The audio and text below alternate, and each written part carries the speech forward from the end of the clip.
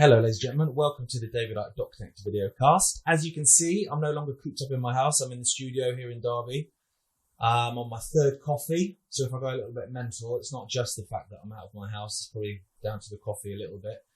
Now, today, me and my dad, we were going to be talking about Boris Johnson, about the easing of some of the lockdown restrictions here in the UK and what that means for people. Instead, we will be focusing on that a little bit, of course, but as usual, what's happened over the last couple of months, something's appeared to kind of distract us and sort of make us go, what on earth is going on? And today's distraction is Donald Trump, vaccinations, and the involvement of the military. Dad, take it away, mate. Yeah, I mean, if you look at the common themes coming out of authority all around the world, it is that there is going to be no back to normal pre-fake pandemic without the vaccine.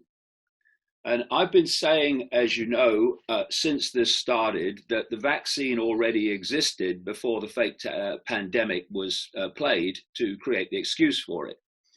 And we're now having this farce and facade of all these different groups trying to get this vaccine as fast as possible. And I say it's been ready all along. And what Trump has said is that he expects a vaccine to be ready by the end of the year, and that he is mobilizing the military to distribute it. And it was only a matter of time before the military came in, because this lockdown and fascistic, draconian situation that we've been facing is not the end of it. It's only another stage of it, unless people part their asses from the sofa and start realizing what we're facing, and that if we don't do something about it now, then it's just going to get worse and worse and worse, because that's the idea. Now, it usually takes years to develop a vaccine, even those that do terrible damage to some people. But here we are, having apparently reacted to a pandemic at the start of this year, somehow managing to find one, according to Trump, by the end of the year. And that's, more confirmation that it's existed all along. And where we're going with this is precisely what I've been writing about in my books for years.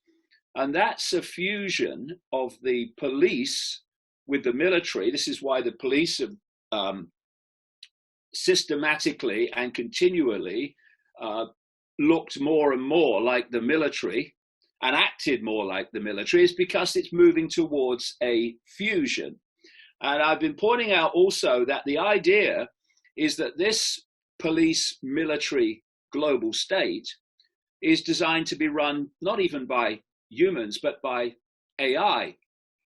And I would say this to those, again, fascistic, idiotic, narcissistic members of the police force. There are many decent members of the police force. I'm not addressing them. I'm addressing those.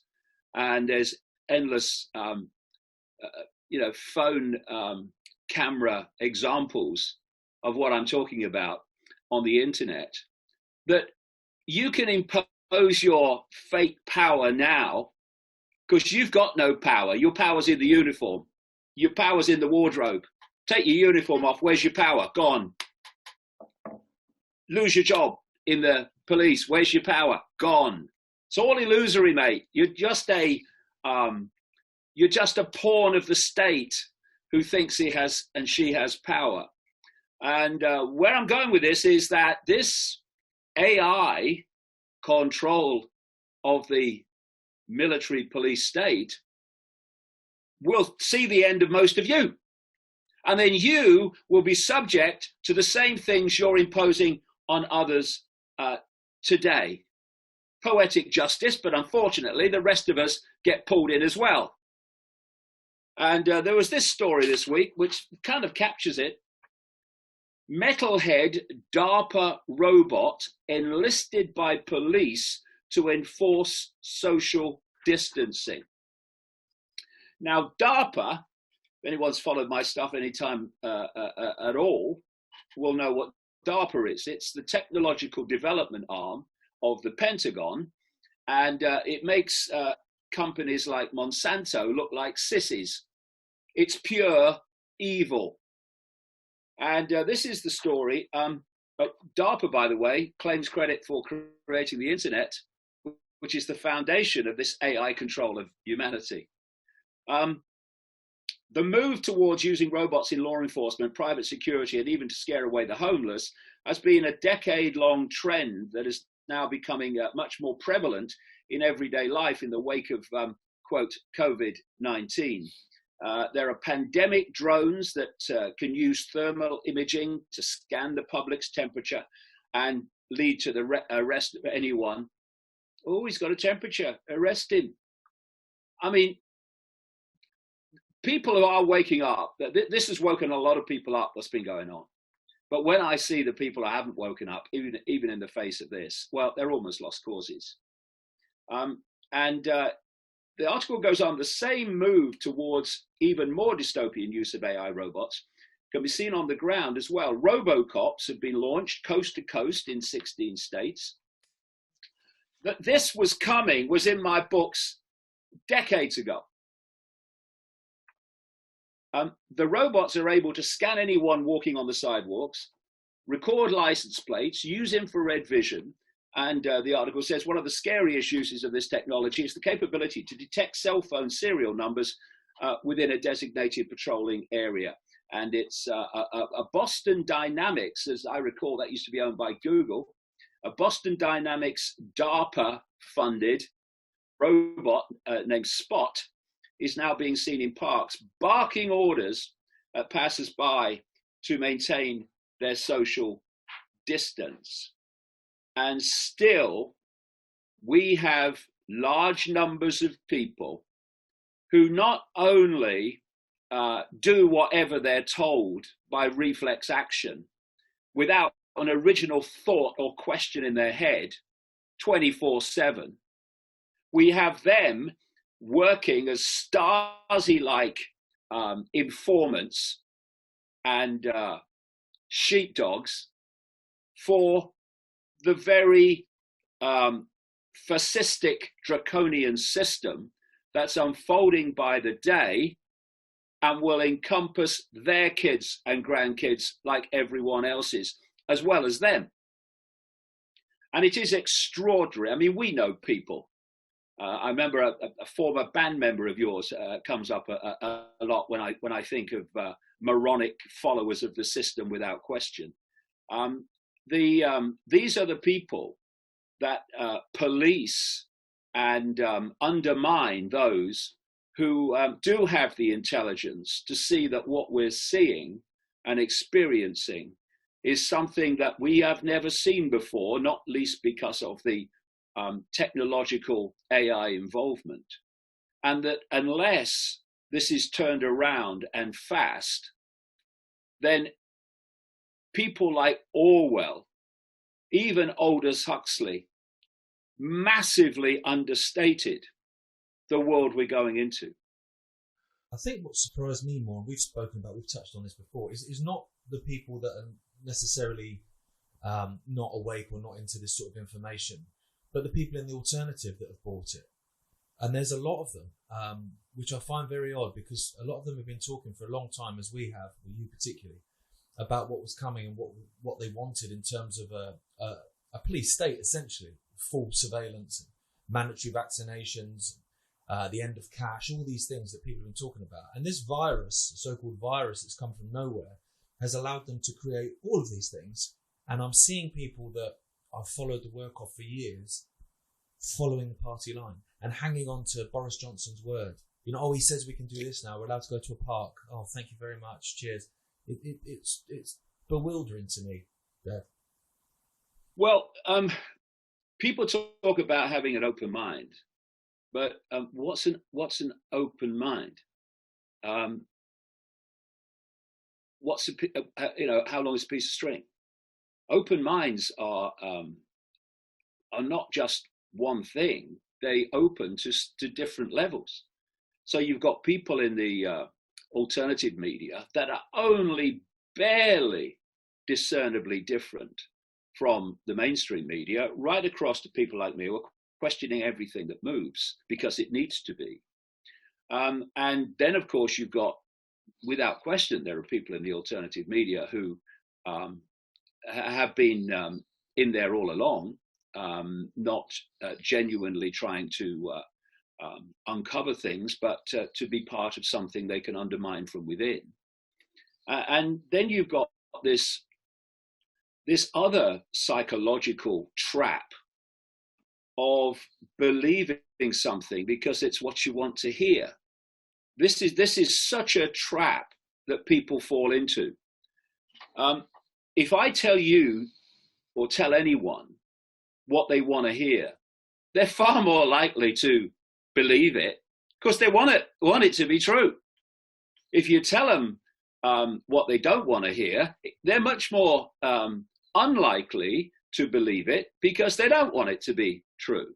And what I'm talking about in this case is this whole theme that so much of the alternative media has bought, that somehow this virus came out of a biolab in Wuhan, and it's circulating, and it started to get into the mainstream media as well. And all I say to those people is, please just show me the dead people on a scale that a bioweapon would cause, and explain to me, if it's real, why, as is becoming more obvious by the day, that all over the world, COVID-19 is going on death certificates galore when the person has died of something completely different. You don't have to scam figures if you're dealing with a genuine situation. The so-called climate scientists would not have to fix the climate temperature figures, as they've been exposed as doing so many times over the years, if there was a genuine climate change temperature problem caused by humans. So I had to smile to myself, last week maybe, when this group known as Five Eyes came out, this kind of amalgamation, well, it's an official amalgamation, but they're all connected anyway, between British intelligence, the CIA, Australian intelligence, New Zealand intelligence, Canadian intelligence. And they came out and said, oh, we now have evidence that, this virus did come out of the Wuhan lab. And I saw people in the alternative media saying, see, look. It's like, hold on. Over here, this Five Eyes group and all its connected intelligence networks around the world, they're the ones you've been saying we should never believe. You're the ones who have been telling us that we shouldn't believe what they say because it's a psyop. And it is a psyop. I want to come to that. It's a psyop on the human psyche, which actually, to a large extent, is being driven out of Britain. Like I say, I'll come to that in a second. And so much of the alternative media has bought the psyop. It is tragic, but you have to come to your own conclusions and then keep expressing those conclusions. Never mind the abuse you get or the dismissal you get. You just keep doing it, and eventually the waters will part, because if what you're saying has validity, it will be shown to be so, and that's happening more and more as the monumental, I say total, fixing of the figures and the tests shows that the idea that there is a deadly virus out there is ridiculous. And by the way, I've been going on about this for weeks, about the fact that the test is absolutely irrelevant. It's not even tested for COVID-19. They haven't even isolated it, so they can't test for it. And they can't find a vaccine for it. But the vaccine's not for that. It's for other things. And we've had this classic story from Tanzania, where the leader of Tanzania had samples sent from a goat and from a pawpaw to the World Health Organization to be tested to see if they had COVID-19. And they gave the samples names of ages of people. It was a pawpaw and a goat. And what came back? They both tested positive for COVID-19. It's extraordinary. And what we're seeing in the alternative media is those that have truly open minds and have a level of streetwiseness that's necessary to uncover this, and those that are playing at it. That Tanzania story did make me laugh. It really did, because all I was thinking was just how the president of Tanzania is just clearly not buying the bullshit, and he's just sat down with his mates and gone, "Here, lads, this would be funny." Hilarious. Yeah. The other thing you touched. Well, it is devastating. Yeah. How can you test a pawpaw positive for COVID-19? So, how many of these tests can be taken seriously? None. Exactly. And I saw a story in Al Jazeera about that. I didn't see it on the BBC. About a pawpaw testing positive. That's front page news. That's insanity. Of course, but it wouldn't be on the BBC because the BBC is a government department. Well, it's only there to program the perceptions of the population. It's not there to tell them what's going on. No, that's true. Another thing you touched on as well was the climate cult, and we're going to come to that later because the two overlap massively, and that's become quite apparent to a lot of people. But let's focus on Britain then. Like you say, it's coming out of Britain. A lot of it's being driven from Britain. So let's talk about Boris Johnson then, and the so-called easing of this lockdown and what that means, and particularly the economy as well. Well, there had to be some kind of rollback because as the pressure was building. But like I said at the start of this whole story, they will roll it back, but they'll roll it back as little as they can possibly get away with, and that's what he's done. And there may be a few more rollbacks through the rest of the summer, but they're planning a second wave in the autumn winter, and will probably go back into lockdown just before the vaccine's ready. And they'll say, well, you can come out of lockdown if you have the vaccine. So this is all long planned. And what it is a complete psyop. First of all, I mean, I could hardly breathe when I was watching Johnson's statement, where he had the absolute audacity. I mean, the man is a monumental liar. The audacity to say that the lockdown has worked, not mentioning Sweden, of course, and other countries where and places where it hasn't happened, and it's been no worse a situation than in Britain, or better, even according to their ludicrous figures. But that the lockdown has saved up to 500,000 lives. So we still have Johnson, who's being, violin played by the dark suit, unelected people, technocrats, and medical personnel around him connected to Gates. He's still quoting the totally discredited computer models of this hypocrite, Neil Ferguson at Imperial College, who came out with the 500,000 could die if we don't lock down, that caused the lockdown. Same in America, where he said up to 2 million could die and they locked down because of that, through Fauci and Birx, who are also fundamentally connected to Gates. And who's a major funder of Ferguson? Bill Gates. You get the picture. And yet we have this situation where Johnson is still saying this lockdown has saved up to 500,000 lives. But of course he has to, because this lockdown has created a human and economic catastrophe of unimaginable proportions, as we'll see as it plays out, where vastly greater numbers, even if you believe the crap about the virus, vastly greater numbers will die, are dying from the lockdown because of lack of treatment and lack of diagnosis, and the effects on the immune system of lockdown, the effects psychologically of lockdown, than ever this, I say, fake virus will have affected people and society. And so as we survey this catastrophe, as it unfolds and becomes clearer and clearer, the only way that people like Johnson and these dark suits, all of which should end up in jail, by the way, for crimes against humanity,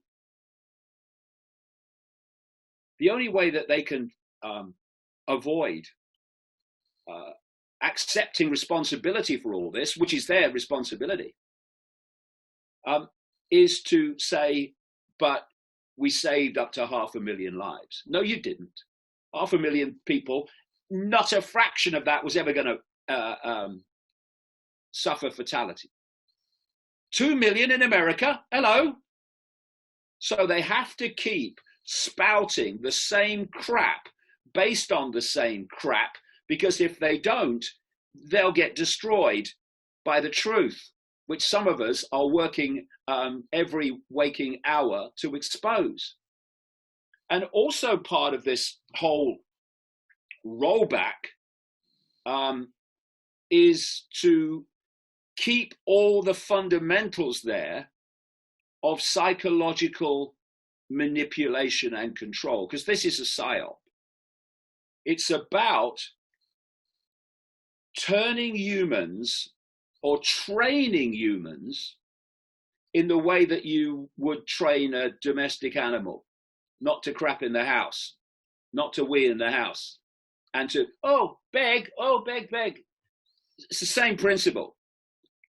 And a lot of it is actually being coordinated worldwide out of Britain, as I'll come to in a second. So when they say that you have to be 6 feet apart, 2 meters, that's nothing to do with health. I mean, there was one of the advisors to the scientific advisory group, SAGE, came out a couple of weeks ago, didn't he? And said this social distancing, 6 feet, it was conjured out of nowhere. That was his line. But it wasn't.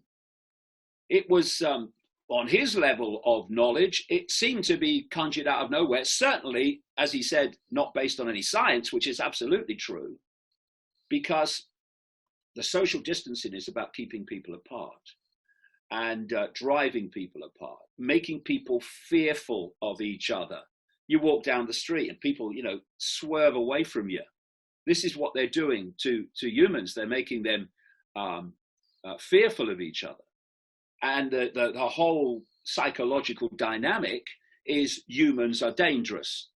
And what is the climate cult saying? What's the underlying psychological theme of the climate cult? Pushing this nonsense of human-caused climate change? Humans are dangerous. In fact, some of them are so extreme and so mentally ill that they're calling for humanity to be allowed to go extinct or made to go extinct to save the planet. So this humans are dangerous situation is clear in both camps, because both climate change, that hoax, and the pandemic hoax are being driven by the same force. So then you start to look from this psychological point of view, Gaz, at the ludicrous contradictions and fine detail of this is what you will do. So we have a situation now, as a result of this slight rollback, that estate agents can go in your house, and nannies can go in your house, and cleaners can go in your house, but family members can't. So how does that explain anything? It doesn't, from a practical, sensible point of view. But it's not about that. It's about psychology. So you can meet a family member, not in the same household, in a park, but you can't meet them in a garden of a house.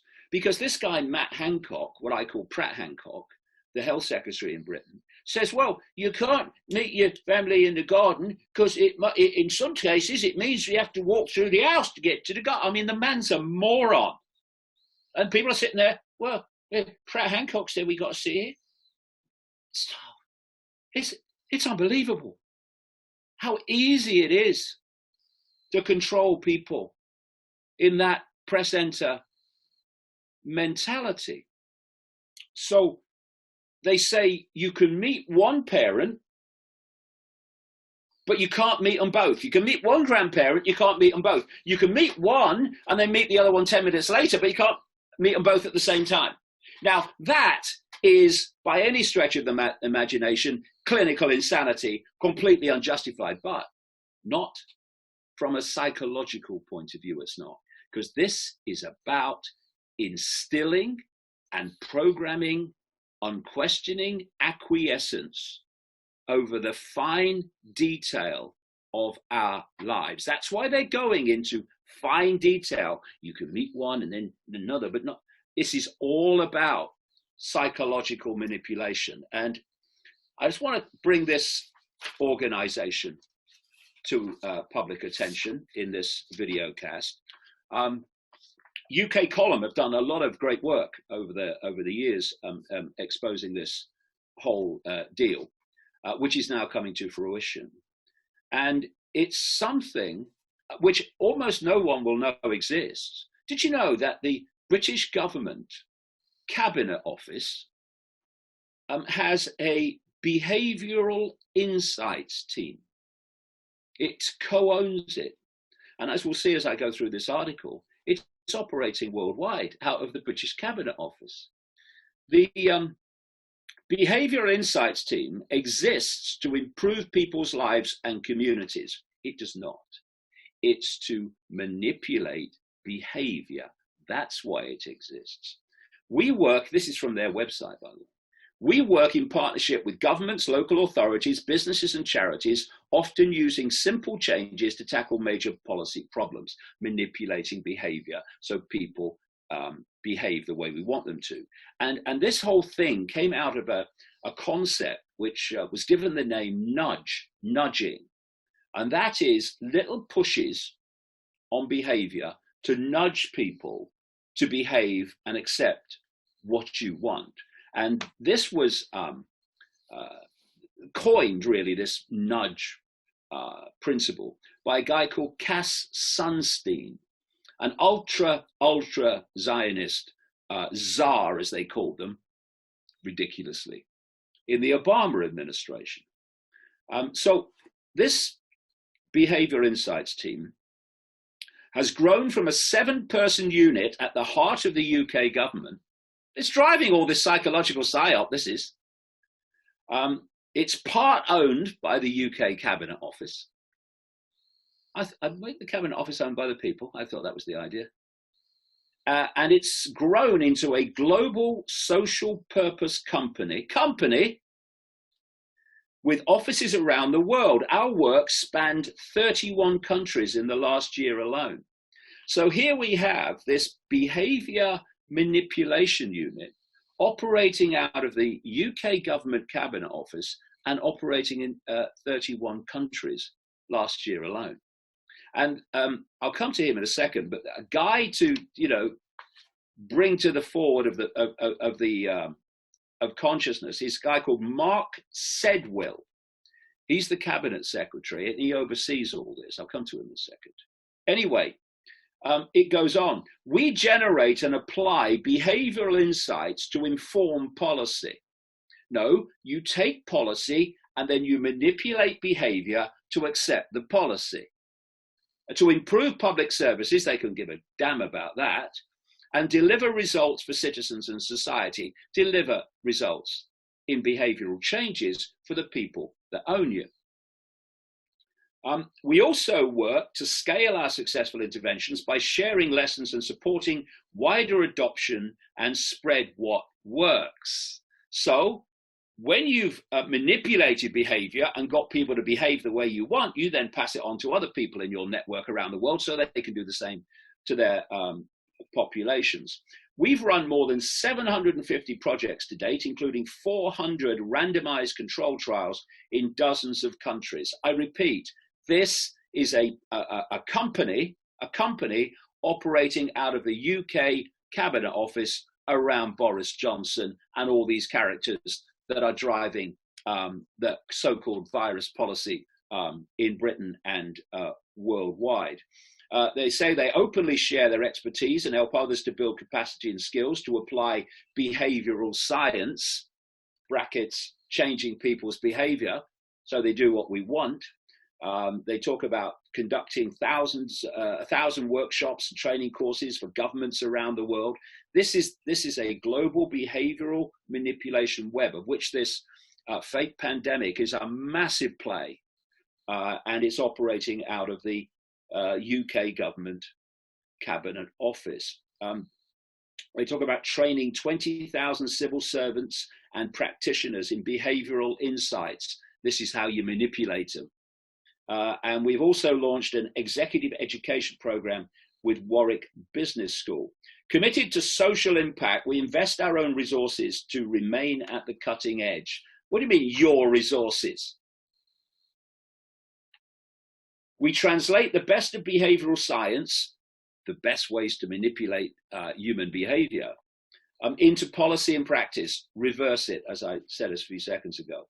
And our skilled and experienced staff comprise ex-civil servants, policy specialists, and academics from disciplines including behavioral economics, social psychology, neuroscience, and anthropology. It's a massive behavior manipulation operation operating out of the UK government. And it says our international panel of world-leading academic affiliates includes Professor Richard Thaler, winner of the 2017 Nobel Prize in Economics. Now, Richard Thaler was the co-author of a book on nudging with Cass Sunstein, the czar in the Obama administration. And this behavioral insights team have big formal partnerships with Harvard University Behavioral Insights Group, just another subsidiary of the network, and close relationships with several universities, including Harvard, Oxford, Cambridge, UCL, and University of Pennsylvania. And this guy, Mark Sedwill, he's a sir.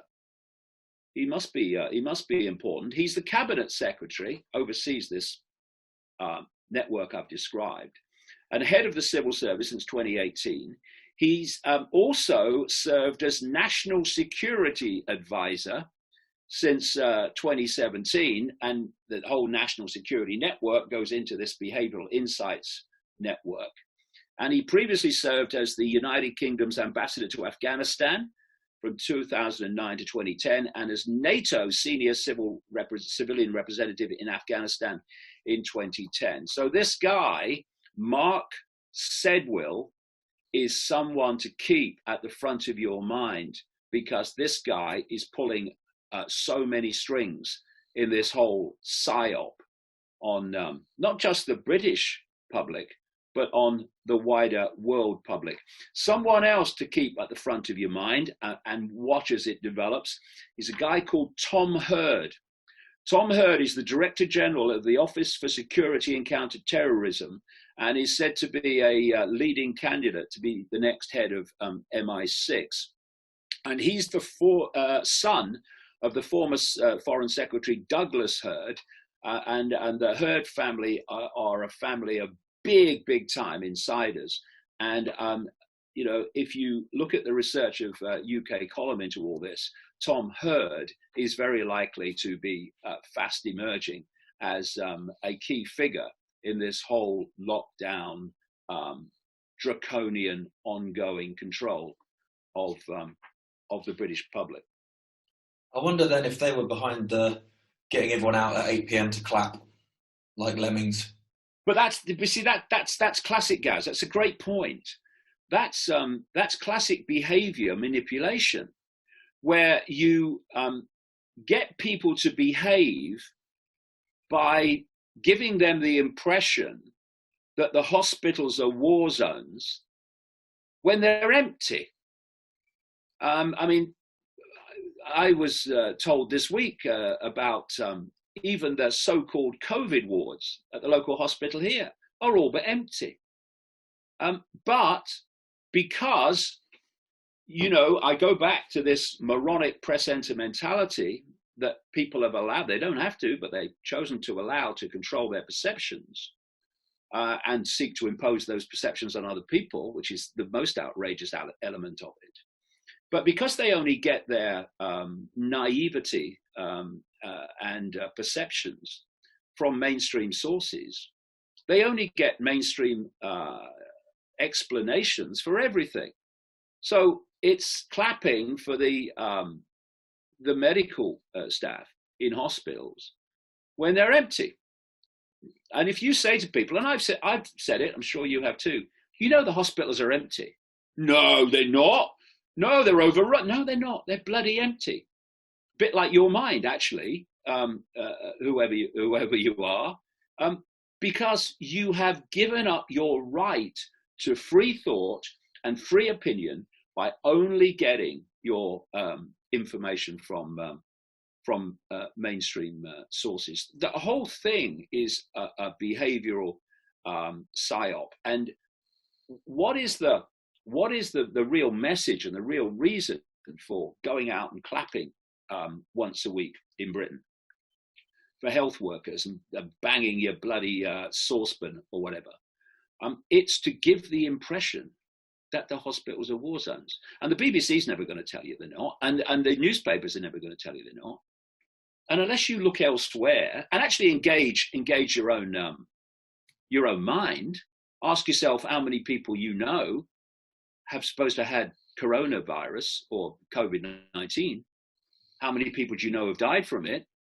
And again, you keep asking these questions. And I do loads and loads of interviews, and the interviewers say to me, I've asked people in different parts of the world. I've asked people if they know anybody who's had this COVID-19, and do you know anyone who's died from it? And the answer is no, over and over, no. Do you know anybody else who knows anybody else? No. So if you look at the facts and you see if the facts fit the government line, what we're being told. And if they don't, then the government's lying to us. And that's what governments do. That's what they're there to do, to lie to us.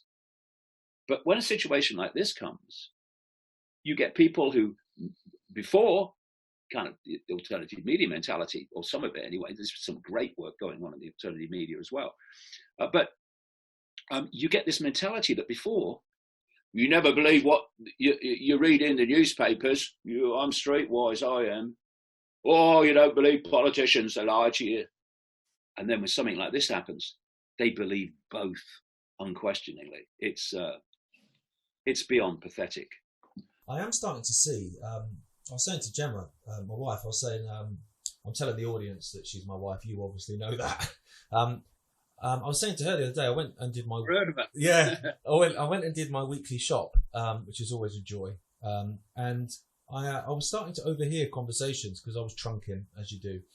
And people are just basically saying it's nonsense. They're starting to wake up to it. And there was one guy in particular, I was queuing up to pay. And he was packing up his shopping, 2 meters apart, obviously. And he said to the lady, he said, is anyone here? Bear in mind, this is a massive Tesco, it's huge, with the large staff numbers. Said, have any of your staff fallen ill with it? And the lady said no.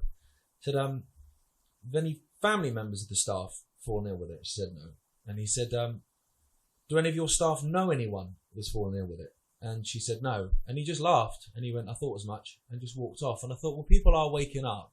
And me, on a personal level, I know 2 people that have died of it, and neither of them died of it. And I know that from one of their sons and one of their nephews. They've both died, both been given the death certificate, and I've been told that that's not actually what happened. So, again, it's a sham. Well, there's a few things from that. You have Johnson talking about the fact that they've saved all these lives by the lockdown, which has destroyed lives on a monumental, again, scale. And then at the same time, you have this science advisor, former executive with GlaxoSmithKline, that has phenomenal connections to Bill Gates. And he says, like others have said around the world, that just because COVID-19 goes on the death certificate doesn't mean that the person died from it. He actually said that. It was on our website this week, a clip of him saying it. You have people like the medical chief of Illinois saying exactly the same. So this is happening all around the world. The death certificates are being fixed. So you take away all the fixed death certificates, and how many people are left? I say zero, but even if you believe in the virus, how many are left? It's so blatantly obvious, and that this is a scam, and this is the point.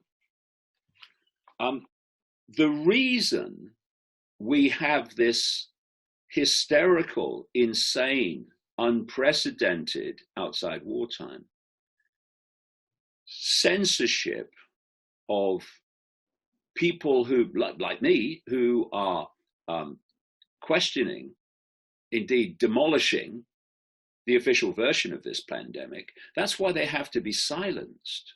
That's why I have to be deleted from YouTube and Facebook.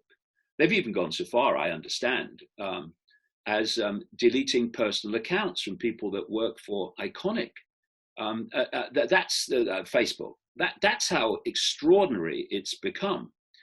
And of course, they're in a panic. Why? Because the cover story is so weak. It's so full of holes. It's so easy to take apart that the only way they can defend it is by censoring people who are taking it apart.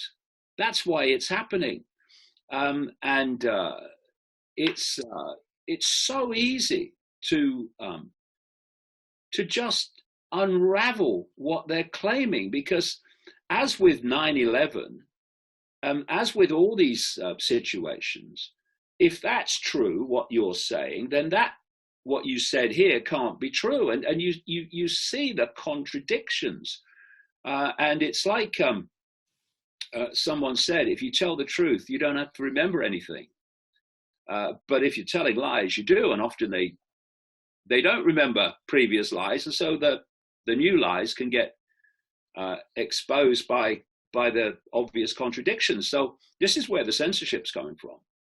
It's not like we're going to censor everybody because we're in control. It's we have to censor them. Otherwise, we're going to get completely sussed by the global population. And then we're in real trouble. The information is out there, and it's even out there in the mainstream, and it's why these videocasts are called dot connecting videocasts. Of course, it's putting things together. We shared an article this week, which was it was in the Guardian, which is a crap rag, but the article was from, I think it was the 2nd of December, and it was saying that within the UK they were on the verge of such a horrific flu season that I think it was 57% of UK hospitals were already having to bring in extra beds to cope with this.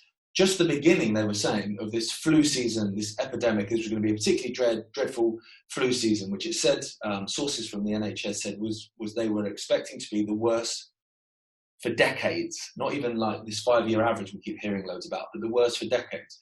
And miraculously, from January, that just disappeared, and that flu epidemic didn't happen, but every single death became COVID, and the two just crossed in perfect synergy. And you look at that, even if you're not into this sort of stuff, and go, well, where did the flu go then?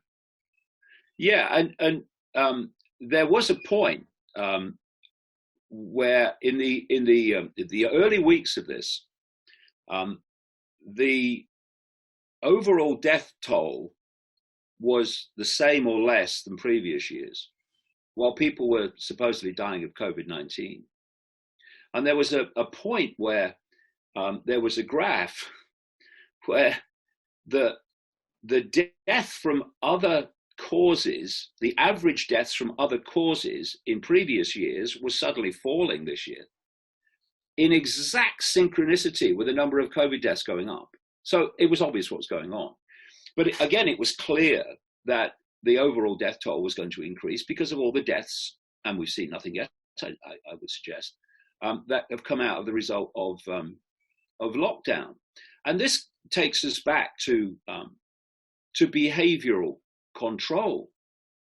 They have done such a mind job on so many people that, as one cancer specialist said when he was pointing out the life expectancy that was going to plummet for so many people because of lack of diagnosis of cancer and treatment of cancer as a result of the lockdown. He said, people are now more frightened of COVID-19 than cancer. So they won't, and heart disease, they won't go to hospital because they're more frightened of COVID-19. This is the mind job that's been played upon the population. And it's encouraging that so many people, and more all the time, are actually not buying it or emerging from it. Some of the people that, some of the people we know may never emerge from it. I don't think they'll probably have an original thought in their head for the rest of their life. They're so completely immersed in the government program. But, on this subject of behavior manipulation, you sent me a couple of pictures this week from, I think they were on Twitter. And, my heart doesn't sink very often, but it sank when I saw them. And it was kids in a playground, little kids. And they were all standing 6 feet apart in the playground, inside chalk written boxes. And they weren't allowed to play with the other kids. Even if you believe in this COVID-19, its effect on children is zero. And they had to just stand in these boxes in the playground. Now, that is behavior control and behavior ongoing control and manipulation from the earliest age. That's why they're doing it. It's not to protect them. It's psychological programming. And the other picture you sent me was little kids sitting after school, 6 feet apart, on a little X, and the masked parents lining up 6 feet apart to take their kid home. And so it was such a wonderful two picture portrayal of this behavioral manipulation that, like I say, is coming out of the British Cabinet Office and operating worldwide. Another behavioural thing I've seen, and I don't know if this is part of the same PSYOP, I mean, it could well be, and that is the link, and you see it in the mainstream as well, that is the link between the word economy and billionaires. So when someone says, okay, this many people are going to die, but it will destroy the economy, people then go, oh, right, so people are going to lose some money, are they? Billionaires going to lose some money? It's like, no, mate, the economy is your ability to feed your family, mate. It's your ability to live. It's all our ability to live. And I don't think that connection in a lot of people has hit home yet. I think they think, oh yeah, the economy will crash and a few billionaires will lose some money. Oh well, never mind. It's like, no, mate. And our economy is plummeted. I think it's 5.7% in March. Bear in mind, we didn't go into lockdown until the 23rd of March, so it's had a week's worth. And now and that was the biggest drop since records began, I think. And now you've had the whole of April, and you've got up to, what are we now, the 15th of May. I dread to think what the percentage will have dropped in that point. This is another PSYOP.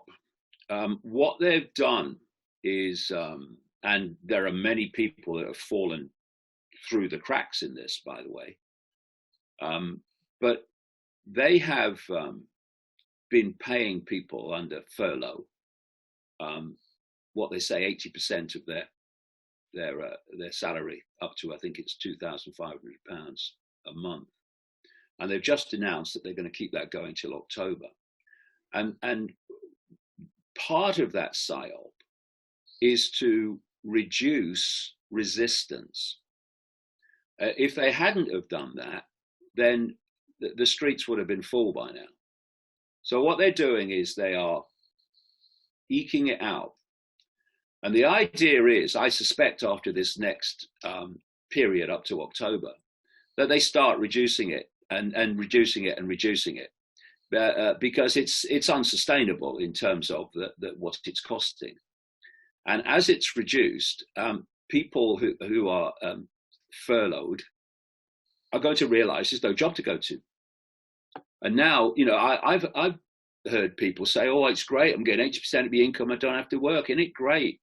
Yeah, well, I remember years ago when Margaret Thatcher wanted to destroy the mining industry. And so what she did was start a system of paying miners to produce coal, even though it was way beyond what was required in terms of supply and demand. And what she was doing was paying miners to mine coal and create massive stocks, supply stocks of coal. And I'm sure many of the miners, well, some of the miners absolutely sussed it, but many of the miners said, oh, this is good, we're making lots of money. And then when the coal stocks were massive, she then goes for the miners and they go out and strike.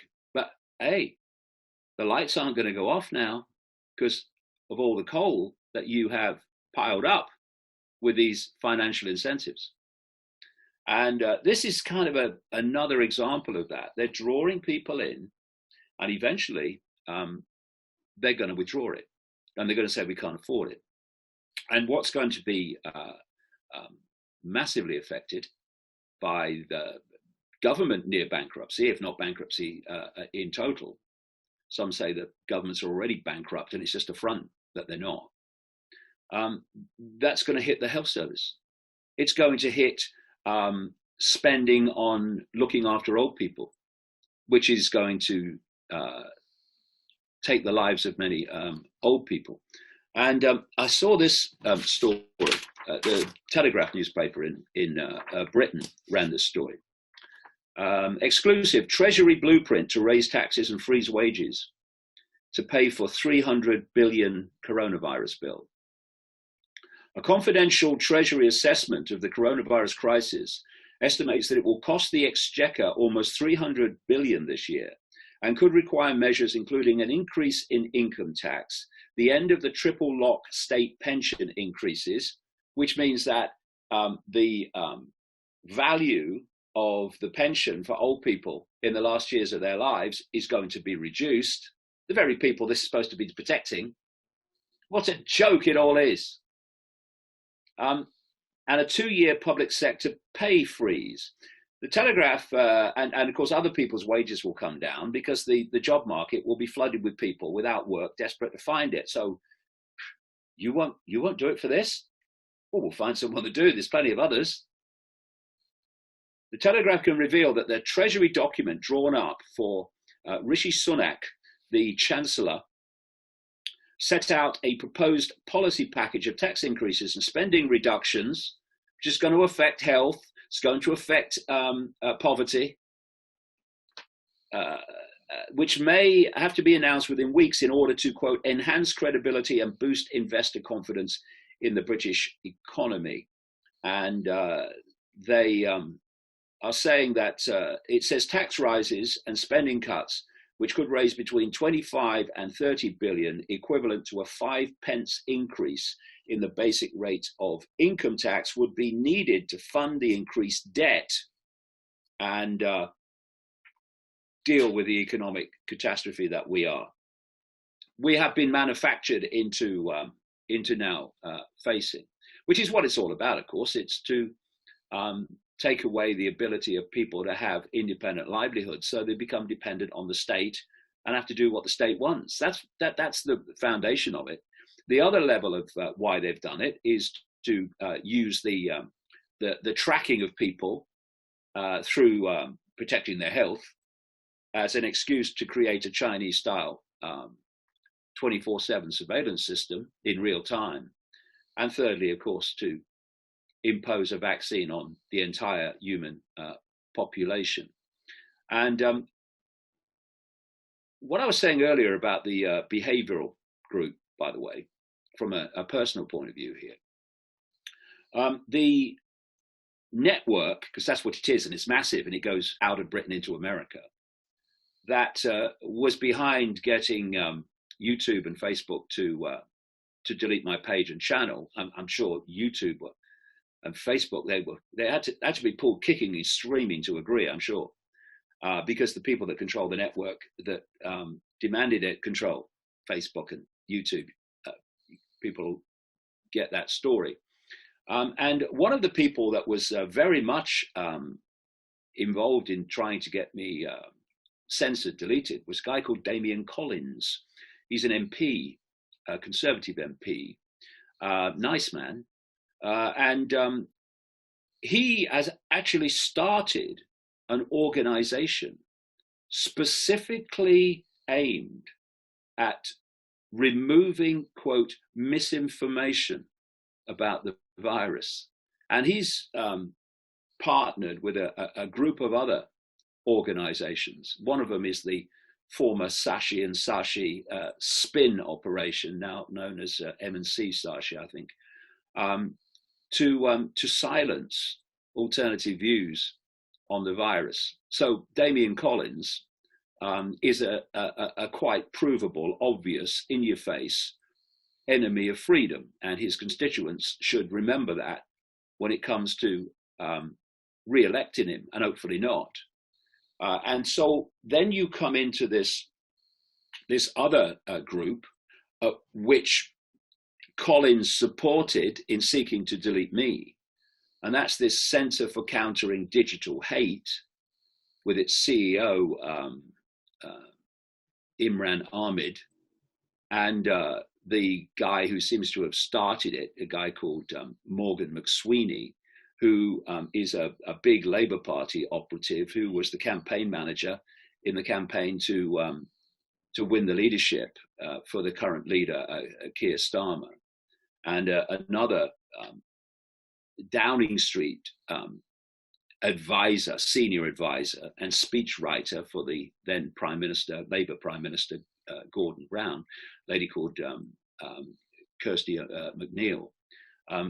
She was involved in this digital hate group as well.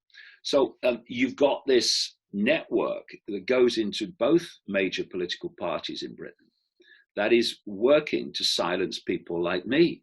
And that will not be in some way connected into this Cabinet Office operation for behavioral manipulation. How do you manipulate behavior? You control information that people receive. So censorship is all part of a behavioral manipulation operation. We have someone at the moment who's doing an unbelievable job actually looking into the Centre for Countering Digital Hate, and it is an absolute web, which it's insane. There are links into stuff, and we're updating stuff on the website on a daily basis as we find out more. Although a lot of it's been deleted, which is hilarious. We found lots of stuff and obviously took screen grabs and things like that, and since then they've deleted them. So that's amusing. At least they know we're looking for them. That's just a message to them, Gaz. You can delete all you like, but we've got the screen grabs. We've got all the originals, and we ain't going to stop pursuing you, because you are enemies of freedom and you are a disgrace to humanity. The idea that you think it's okay to delete opinions that your masters don't like is extraordinary. And where does that happen? Where does that only happen? It happens in fascistic, fascist and communistic regimes. So I said, I think in last week's video cast, Labour Party members, what are you doing subscribing to a political party that's run by people, it is now from Starmer down, that wish to delete any opinion that their masters want deleted? Get out of it, because you're funding fascism. I know a lot of people that have been members of the Labour Party for a long time that have actually done just that. They've had enough of it. Another thing you can't ever talk about, and we've spoken about this a few times, well, there's many things you can't talk about, but one of them is climate change. So I'd like to just have a little look at that and how Greta's managed to pop up in all of this. I'm not sure how she's connected to it. But one thing I'm not sure a lot of people put together was obviously all this lockdown, all this stuff has come from Neil Ferguson, the hypocrite, of course, who was telling everyone to stay home because we're all going to die. Yet this whole time he was having a married woman round his flat and having a bit of, put the kettle on. What people haven't connected, a lot of people, is she is actually a big player in the climate cult in terms of lobbying Parliament and actually turning up at Downing Street and having a direct connection there. I don't think that's a coincidence. That no, it's not a coincidence. What's her name? Stats, a German lady. She is an operative for Avez, and Avez is an organisation that's funded by the cult by people like Soros. To push the cult agenda. So the fact that she was shacking up with Ferguson, who produced the figures that, of course, the lockdown. I mean, if you think that's a coincidence, then you ought to have fully paid up life membership of Naivety Anonymous. And funny enough, I've just finished a new book, which is just going into production, and I mentioned that organisation Avez in there. And how it's funded and what its agenda is. And then Ferguson's married lover turns up and she's connected to that same organisation. Coincidence? You're having a laugh.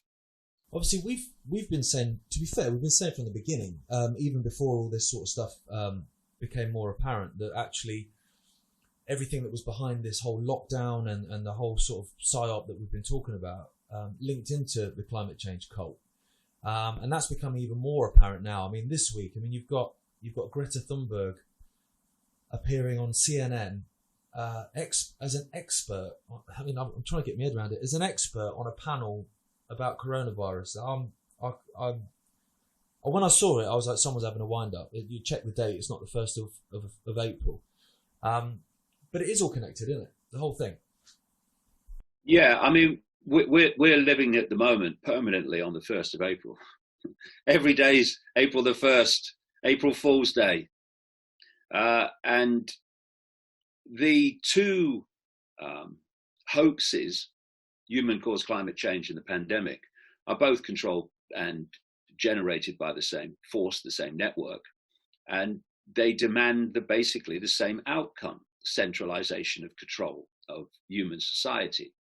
So it was only a matter of time before the climate cult goddess that is Greta Thunberg came back to the fore, and she was invited onto a CNN panel to discuss the pandemic, because of course she's an expert on everything, and she's the one that keeps telling us that we should follow the science and believe the science, when neither the human-caused climate hoax or the pandemic hoax are based on any science whatsoever. And she, of course, is never questioned on the science of climate change, because if she did, she'd be speechless. So when you look at the whole theme of climate change and the pandemic, they are synchronistic in quite obvious ways in terms of where they want the world to go. And we're now seeing this fusion becoming more and more obvious. So not only are we having Greta Thunberg giving us the benefit of her brilliance on the pandemic, but Joe Biden, the Democratic presidential candidate, has announced that the New York Congresswoman, Alexandria Ocasio-Cortez, is going to be the co-chair of his climate task force. Now, of course, if you look at Joe Biden, his psychological state, shall we say, is very fragile, and he's just a vehicle, a hollow vehicle for the cult to control. And it just so happens that Ocasio-Cortez is the big voice promoting the Green New Deal. And the Green New Deal, and there are versions of it around the world, like there's a European Union Green Deal, is the transformation of human society into a centralized dictatorship, basically, with control over every fine detail of people's lives, just as the pandemic is being used to justify. And her fellow co-chair of this climate task force is John Kerry, the Obama Secretary of State, who is also elite to his DNA. So we're going to see more and more of this, and we're seeing this theme of this economic crash and rewriting of the world economy because of this fake pandemic is the opportunity to transform the world economic system, which has been the plan all along, to save the world from climate change. And as always, you've got the airhead celebrities, and just because you're famous doesn't mean you're an idiot. There are a lot of intelligent people who would be called celebrities. And there's a lot of famous people who are supporting what we're doing. But there are a goodly number of so-called celebrities who are just mindless, some of them knowingly, but most of them mindless promoters of this whole agenda. So this is a story from this week. Multimillionaire celebrities have signed a petition calling for an end to capitalism from the comfort of their luxury mansions. An end to capitalism. We don't have capitalism, we have cartelism. If you think of capitalism as like a free market where people compete, well, we don't have capitalism, we have cartelism, which are cartels of corporations controlled by this cult that dominate the market. But that's a bit too subtle for them to grasp that, I suppose. But the petition is called "Please Let's Not Go Back to Normal." No, don't let's go back to normal. Let's have people in servitude and deprivation for the rest of their lives and control. And it says the COVID-19 pandemic is a tragedy, but not for them, but that the ongoing ecological catastrophe is a meta-crisis. I'm sure Meghan Markle is cheering as I speak. And Prince Harry is cheering because she's told him to. The pursuit of consumerism and an obsession with productivity. The pursuit of consumerism being condemned by multimillionaire celebrities. I love it. Has led us to deny the value of life itself, that of plants, that of animals, that of a great number of human beings. Only a great number of human beings. Oh, the ones that agree with you. Oh, gotcha. It states the letter. Pollution, climate change, and the destruction of our remaining natural zones has brought the world to breaking point. No, the cult that you represent has brought the world to breaking point. The petition urges world leaders not to allow everyone to go back to normal after the coronavirus pandemic is over. I've got news for you. It's never meant to really end.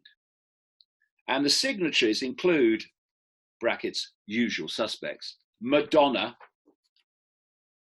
who knows what's going on, I have no doubt. Robert De Niro, I wonder if he ever knows what's going on. And some others, Jane Fonda, another one, usual suspect, classic. So we are being told by the rich and famous that we must not go back to how things were.